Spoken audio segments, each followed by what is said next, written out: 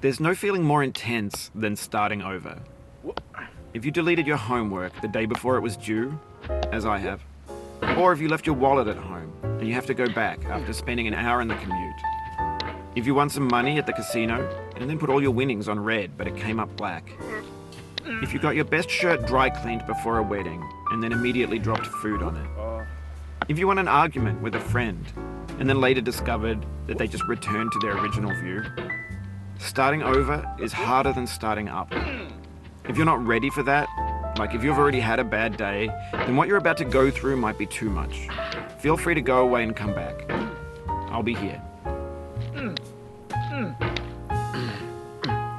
Alright, thanks for coming with me on this trip. I'll understand if you have to take a break at any point. Just find a safe place to stop and quit the game. And don't worry, I'll save your progress, always.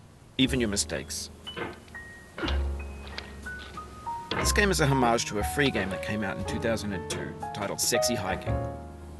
The author of that game was Jazuo, a mysterious Czech designer who was known at the time as the father of B games. And B games are rough assemblages of found objects. Designers slap them together very quickly and freely, and they're often too rough and unfriendly to gain much of a following. They're built more for the joy of building them than as polished products.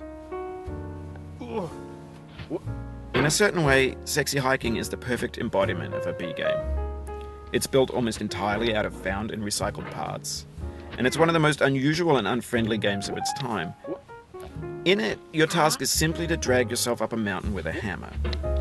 And that act of climbing, in the digital world or in real life, has certain essential properties that give the game its flavor. No amount of forward progress is guaranteed. Some cliffs are too sheer or too slippery. And the player is constantly, unremittingly in danger of falling and losing everything.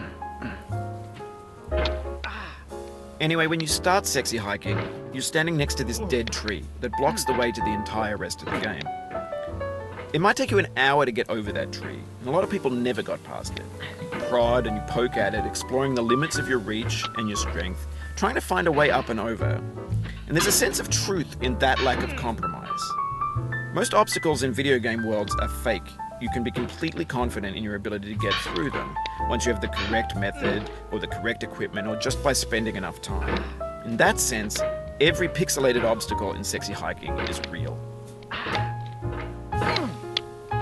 The obstacles in Sexy Hiking are unyielding, and that makes the game uniquely frustrating. But I'm not sure Jazuo intended to make a frustrating game.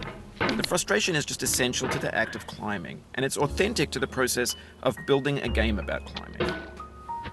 A funny thing happened to me as I was building this mountain. I'd have an idea for a new obstacle, and I'd build it, test it, and it would usually turn out to be unreasonably hard. But I couldn't bring myself to make it easier. It already felt like my inability to get past the new obstacle was my fault, as a player rather than as a builder. Imaginary mountains build themselves from our efforts to climb them, and it's our repeated attempts to reach the summit that turns those mountains into something real.